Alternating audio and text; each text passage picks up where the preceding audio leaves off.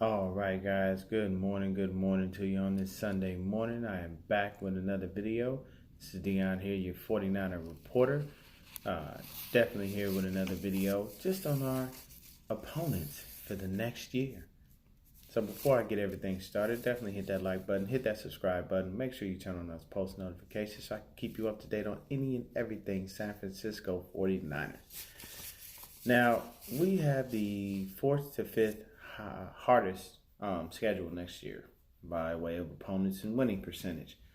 So, going into this next season, I feel like it's going to be a lot of growth for a lot of players on the squad. But the hard part is, if you guys didn't catch the video I have earlier on free agency, go back and look at that before you look at this one. And after it's all said and done with free agency, the draft, I'll go ahead and create another video because that'll give us an idea of who and what we've done, to bring in and people that we unfortunately are going to lose, because we will lose some good players, even though we don't want to. Happens every year. It's nothing new.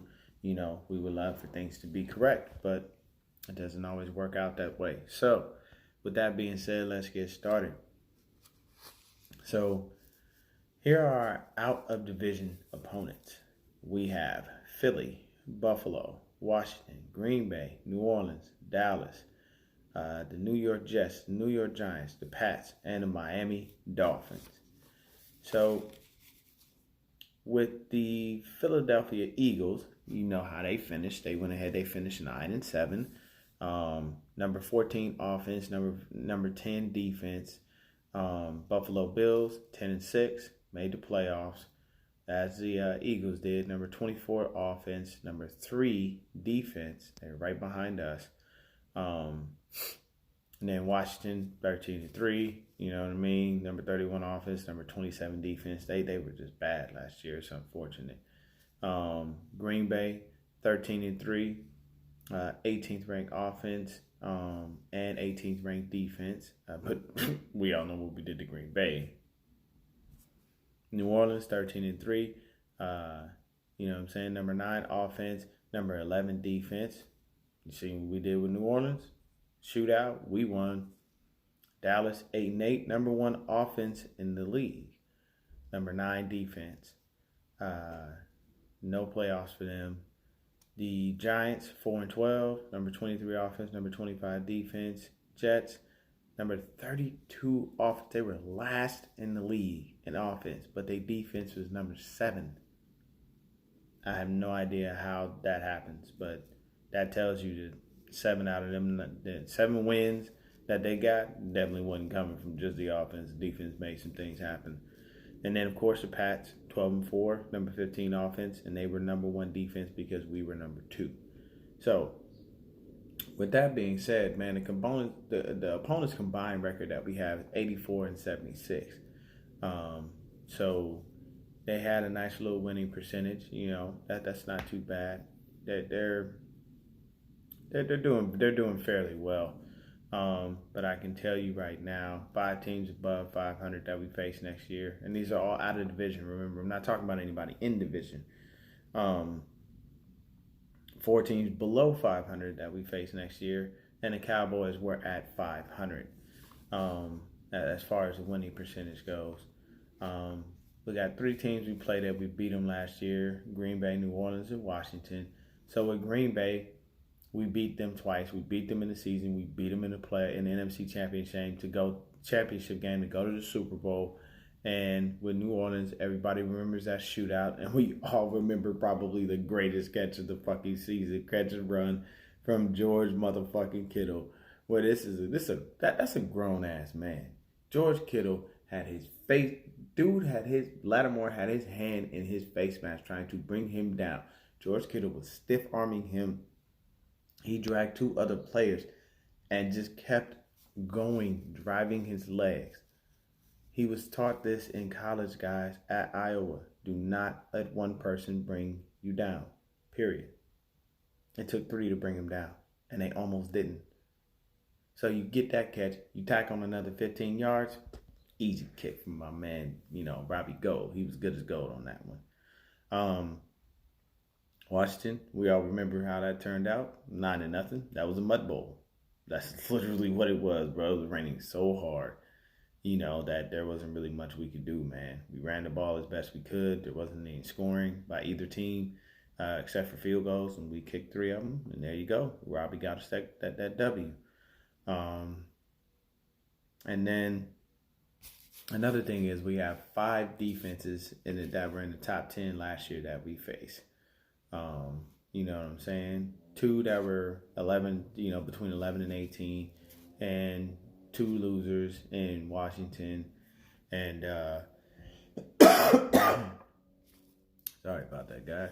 In Washington, and the New York Giants, and then of course you got Miami as well. They're bottom of the league at everything.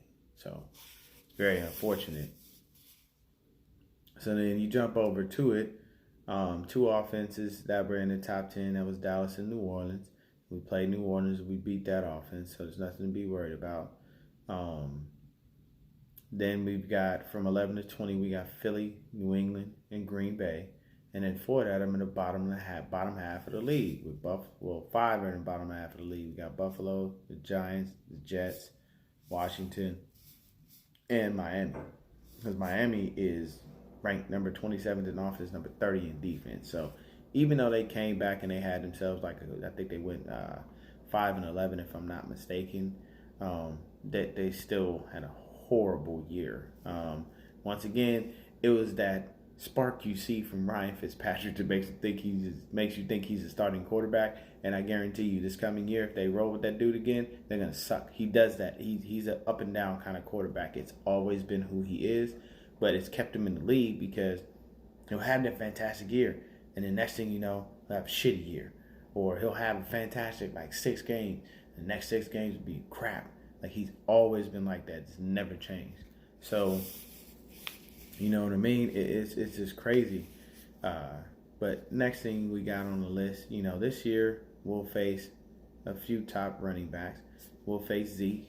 We'll face Devin Singletary. We'll face Aaron Jones. We'll face Alvin Kamara. We'll face Saquon Barkley and Le'Veon Bell. Those are all top-tier running backs. Devin Singletary has been coming along, doing very good under the tutelage of our greatest running back of all time, at least for me, Frank Gore. Definitely, love to see his progression and see, how he's grown under the tutelage of Frank, man, because we love Frank in Frisco, man. That was the man. He's our all-time leading rusher, and this dude is just definitely, a man's man. He's a great dude. Never been in no trouble.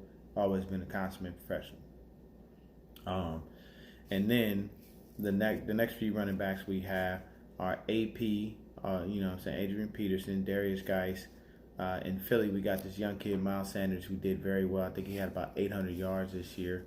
Then we got Sony Michel in England. In Miami, they don't have a running back because they idiotically traded Kenyon Drake over to Arizona, and that motherfucker went crazy.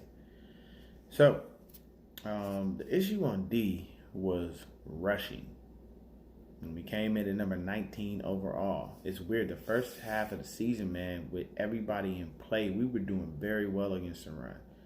But our biggest issue is one of our greatest strengths, and it's the wide 9 alignment.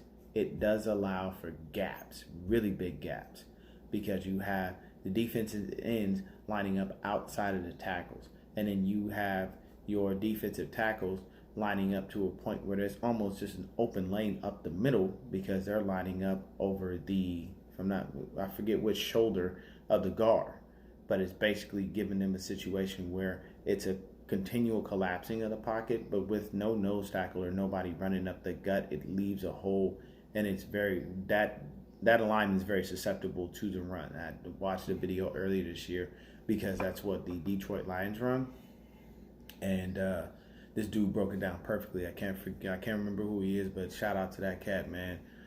If I remember his name, I'll go ahead and throw him down there in a link or something, because he did a great job with explaining how that is a weakness of the wide 9.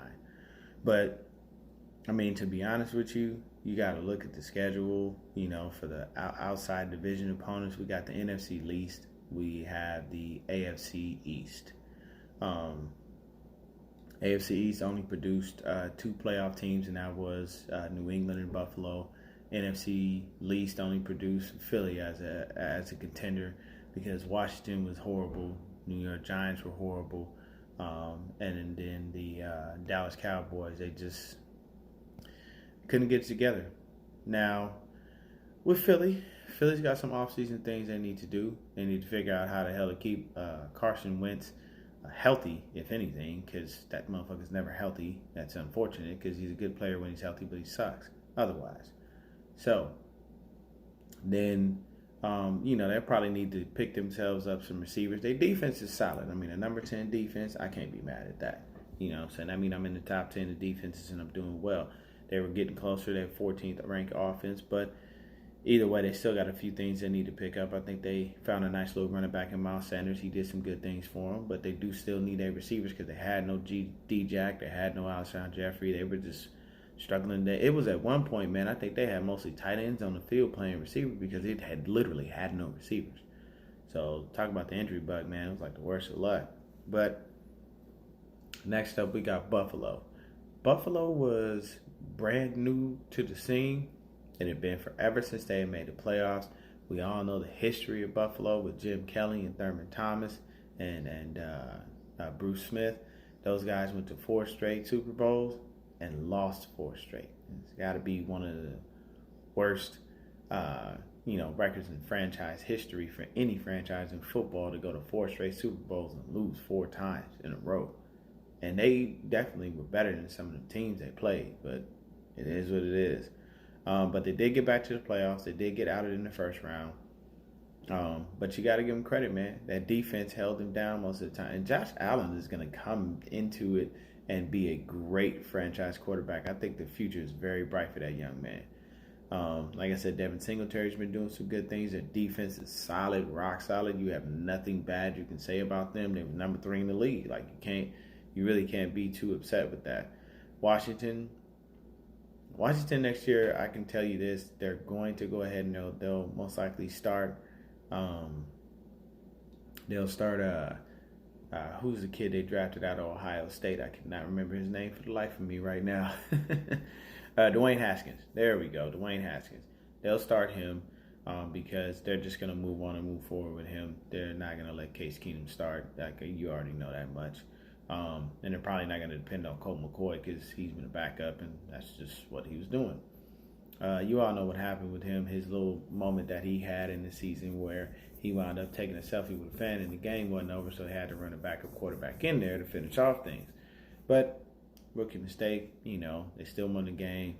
At the end of the day, something he's got to learn from, got to move on from. They got to fix that defense. I did hear they are releasing Josh Norman because they paid him an enormous amount of money, and he's done absolutely nothing since he's been there. And that was another situation where it was like a 1 year, and then I get a big-ass contract, and now I'm good. Because that's exactly what happened. Josh Norman played tremendously in Carolina, and his next few years in Washington were just okay, honestly. And it's nothing against the dude. He didn't do spectacular when he was in Washington. So, I mean, like, the numbers line it up. They show it. Norman's not one of those guys who can keep up with your speedy guys. He's not going to catch a Deshaun Jackson or a Tyreek Hill.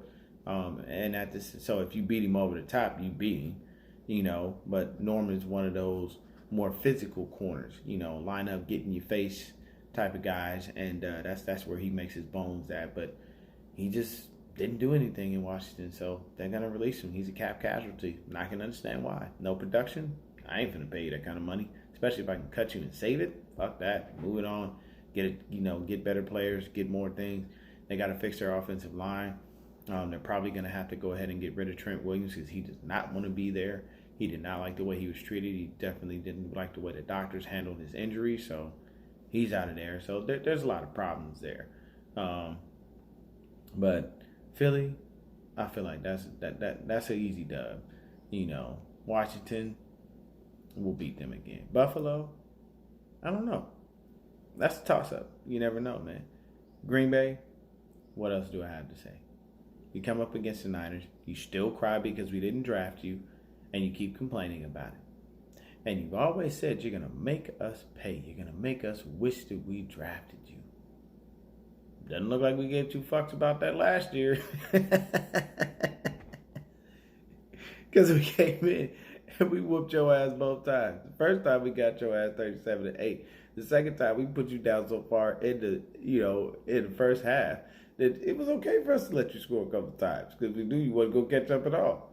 Raheem the Dream bread all over your ass. So it is what it is, man. We'll beat Green Bay again. I have no doubt that we'll beat Green Bay again.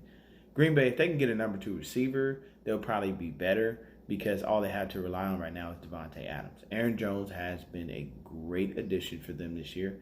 He's ran the ball effectively. He's good out of the backfield. He does okay in blocking. So you can't say that, discount what that guy does.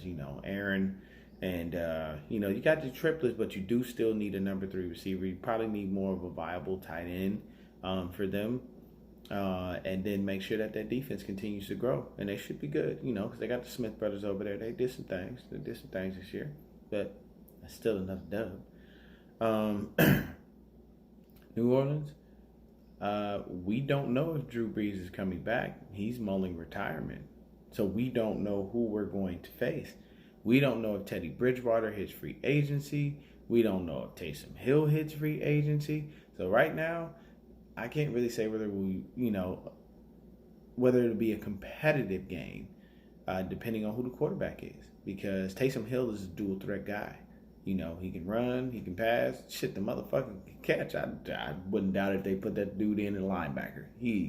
That dude is a true Swiss Army knife, man. He can play any position. He's crazy. He does everything. I don't know. They might start Teddy Bridgewater. Bridgewater's still a good quarterback. If they have Bridgewater in there, I think that, it'll still be a competitive game.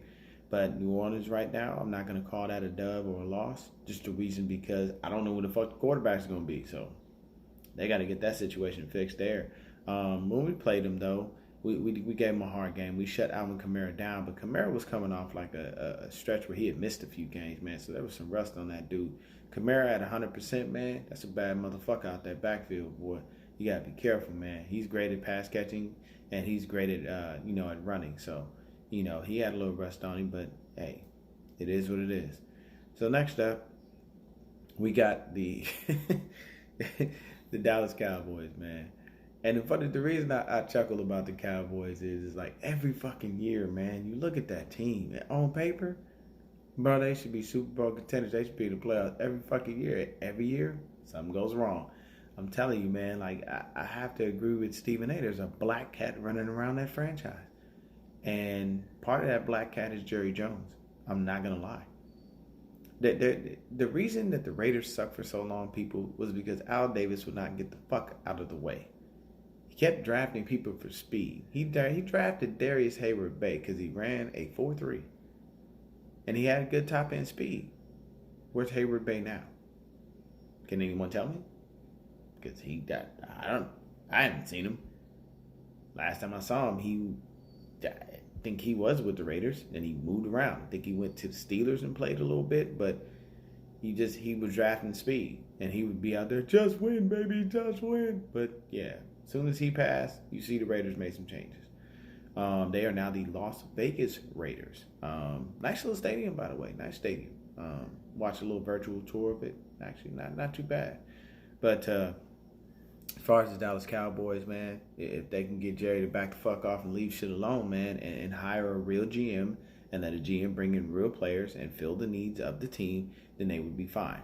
But their biggest problem right now is they have no number 1 receiver and they have no quarterback because both of them are free agents and both of them need to be paid. Dak is holding out for a $40 million paycheck that I honestly believe he does not deserve. Dak played great, and he's played great over these past couple of years, and because of his draft position, yes, you don't have a 5th-year option on him. And you can franchise tag him, but you're going to pay him like top quarterback money anyway. So if you franchise tag him, he'll probably just sit out. Who the fuck else in Dallas do you have that you are going to go ahead and put in a quarterback where it's going to be a seamless transition? Because the only person you got locked down is Zeke. You still haven't paid Amari either. So that's an easy dub. If we got to run him with a backup quarterback and the only person we got to stop is Zeke, what are we going to have to run? Stop Michael Gallup? Come on now. And Jason Witten old ass and retired again. Like, no. I'm good. I don't have anything to be worried about. Period. Not with the Cowboys. Let them figure out their quarterback situation, and they figuring out if they can pay Amari Cooper, since Jerry Jones. I ain't got no problem opening my checkbook. Well, you better open it, because Dak about to suck up at least good 40% of your fucking salary cap with the amount of money he gonna probably demand, and he knows he can. So I mean, I can't knock these dudes. You don't live the NFL life forever, so you got to make your money while you can. So hey, it is what it is. You got to pay the man. Period. Unless you find something better. You ain't going up to number one to draft Joe Burrow to go ahead and replace old Dak Prescott. Tell you that right now. But we shall see. So the Giants, Eli retired. You know what I'm saying? Hats off to Eli. Hats off to Eli. I remember the year he got drafted. Eli originally was drafted by the San Diego Chargers. A lot of people don't know this. San Diego Chargers drafted him, and the New York Giants drafted Phillip Rivers.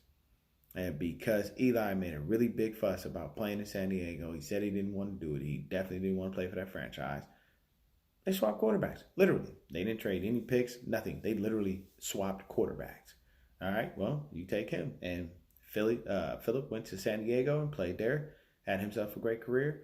And Eli went on over to the Giants, won 2 Super Bowls, had himself a okay career. His winning percentage and his touchdown interception ratio is not fantastic, but 2 Super Bowls usually net you at least a Hall of Fame consideration. And then in the fashion that he won those Super Bowls, he beat Brady twice. It was something his big brother Peyton couldn't do.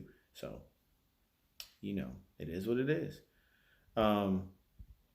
And then they got, Daniel Jones, a.k.a. Danny Dimes there. They got Saquon Barkley. So, they got some good, they have a running back. They have a quarterback of the future for both.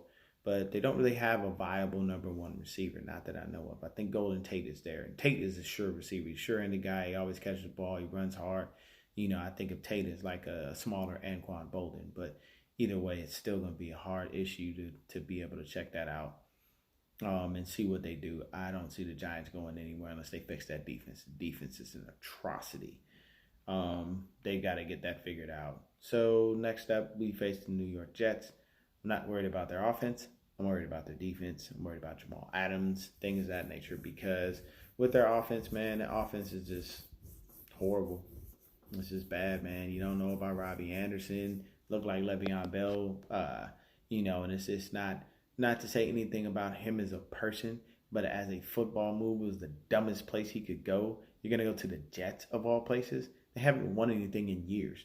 The last time they were relevant, Mark Sanchez was the quarterback. And we all know what happened with that, unfortunately. Now, give Mark Sanchez some credit, because his first 2 years, they went to the AFC Championship 2 years in a row. But they lost 2 years in a row. And then after that, just everything went downhill. So, I mean, I'm not worried about their offense. I'm more worried about their defense. Their defense is very solid, as I did state earlier in the video. 7th in defense in the league. So that's not bad. So next up, we got the Pats. Another situation where they don't know who the fuck their quarterback is, man. And I'm telling you right now, if Tom walks, he goes and plays for the Chargers or he plays for any other franchise and he does not come back, Bill Belichick going to be giving that fucked up, non-expression face to Robert Kraft so fucking quick he'll make his head spin. It's going to be a real fucked up situation, I'm telling you. Because he going to look and be like, really? So, Jimmy may have lost the Super Bowl, but he was in the Super Bowl. Tom said he wanted to play till 45. He had that clause. He exercised it. And now we don't have a fucking quarterback. Any words to say, Robert? Probably not. It is what it is, man. Let them figure out their quarterback situation. And then they got to figure out how to get these receivers to catch the ball. And I think it's time for Julian Edelman to retire, man. I mean, Edelman is a great receiver, but goddamn, bro. Like, you got to let it go. He's probably like one of the very few white receivers in the league that's still a threat and can do some things. But, yeah, bro, you've been beating your body up for some years, man. I think it's time to hang the cleats up and call it a day. If Tom don't come back, I don't see a reason that he should stay. Then we got Miami. moving on rapidly. And yes, I did say moving on rapidly because I don't really know what to say about Miami. Their last couple of games, they had some wins. They beat the Patriots and pushed them out of the number 2 seed. They did a great job, the last few parts of the season. But once again, this is Fitzmagic, and it's sometimey. He will find a way to fuck up next year. Mark my words. Now I'm like, oh man, Miami's gonna be great. They're gonna be contenders. Wait for it. So then just a couple of little ranking things. Because we did have the issue with rushing, we're trying to make sure that we don't face too many, rushers that are hardcore runners. We got Buffalo. They were number 8 in rushing. Philly was 11th. Green Bay was 15. New Orleans was 16. New England was 18 in rushing. The Giants were 19. The Jets were 31. Washington was 22. Miami was the bottom of the league, 32. And then Dallas was number 5. So we only faced two offenses in the top 10 in rushing, 5 offenses from 11 to 23 offenses from 20 to 32 as a team. So, of course, like I said earlier in the video, you got to respect some of these guys for what they do. Only 3 runners who broke the 1,000-yard mark. That was Zeke, Saquon, and Aaron Jones. We all know that. Only runner that was in the top 5 of running backs was Zeke. Washington, we held them to 104 yards between AP and Wendell Smallwood. Green Bay, that was 117 yards as a committee because it was Aaron Jones with 35 yards, Williams with 45 yards. Lazard had that little 21 yard. I think it was like an end around pass or like a jet sweep type thing that we do with Debo. A-Rod had 13 yards. So that was a combined amount of everyone. But their main runner only had 38 yards. So we actually did very good against him. We shut Alvin Kamara down, pretty much when we played him. So that's nothing to be worried about. Zeke was number 5 in rushing. Saquon was number 11. Aaron Jones 15. Singletary 17. AP was 20. Sony Michel was 22. Kamara was 23. Le'Veon Bell was 25th. Sanders was 27th. Darius Geis was 31st. And, Miami, they didn't really have a rusher in the top 32 at all, period. Because they just, is what it is. So with that being said, as far as for our weakness, where we were, period, point blank, the only runners we have to really worry about are the guys that I named. I would say probably Zeke and Saquon, probably a little bit of Singletary, but that's about it. I don't fear Aaron Jones because we shut him down before. I'm not worried about Alvin Kamara because we stopped him before, even though there was rust. He didn't go anywhere. He didn't shake that rust off against us. Miami doesn't have a running game, so that's a joke. We don't even know if Le'Veon Bell is going to be with the Jets just based on all of the things I've been hearing in the offseason about how he possibly would like to be traded. He wants to go to a contender, and he might even go back to Pittsburgh, but we don't know. Darius Geis is probably, if he's healthy, he's probably going to be taking more of the load and more carries than AP. AP almost broke the 1,000-yard mark again, people. Let's stop disrespecting this man. That's still all day, and he's still a beast. So if we got to go up and face him, we shut them down fairly well rushing. I can say that much in that game, but still, AP is AP, man. I think there was a forced fumble on him, but I mean it was raining. So like that ball is slippery. So you do your best to try to contain the ball and hold the ball. But if it gets punched out, it's raining, it's slippery. So you can't even be mad at nobody for that. Once again, if Darius Geis is healthy, he'll take more of a bulk of the runs from AP, and they may even let AP go. Sony Michel. I'm not really worried about Sony Michel. You don't even hear much about him in the top running backs anyway. He did almost have 1,000 yards rushing, but the key word there is almost. Zeke, definitely worried about him because if he gets going, that offensive line is great, and it'll be a bitch because we've got some things we got to fix, and we got some things we got to figure out before we wind up facing them. And then, Miles Sanders. Sanders did pretty good, like I said, brand new pickup, new running back, so definitely a good situation for them. And other than that, I don't really see much else we got to worry about, people. We got to worry about Buffalo, I would say, and Dallas. You know, those are the running attacks that we got to be worried about.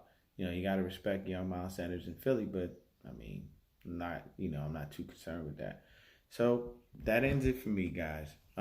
Those are the people that we got to face throughout the season that are out of our division, that are, sometimes some we got to go to their house, some they got to come to our house. But these are the teams that we face, man. I mean, you got to think about it like this. Buffalo, possible challenge. Philly, depending on what they do in the offseason, possible challenge. Green Bay, it's a joke. We whooped their ass twice. New Orleans, don't even know who the quarterback's going to be, so I can't tell you anything on that. New England, don't know who the quarterback's going to be, so I can't tell you anything on that. But even if it is time, I'm going to call that a dub, just strictly based on the fact that the receivers can't catch the ball. That's simple. Giants, dub. Jets, dub. Washington, dub. Miami, dub. Dallas, if they don't pay Dak, easy dub. So we have more than enough to be able to beat these teams and to be able to continue to go. And we possibly could start the season again, man, probably like 8-0, 9-0. You know what I'm saying? Because we're just that damn good. I don't see us losing very many games this year. And the people out of our division that we have to face, like I said, there's only a few of them that really were viable contenders. And I'd have to say that was probably New England, Buffalo, and Green Bay and New Orleans. The Pats look good, but once again, with the situations going on this offseason, we don't know what's going to happen. But things remain to be seen. Y'all have a wonderful day, man. Stay blessed, stay faithful, stay 49er ganged out. Stay blessed. And that's it. I'm out.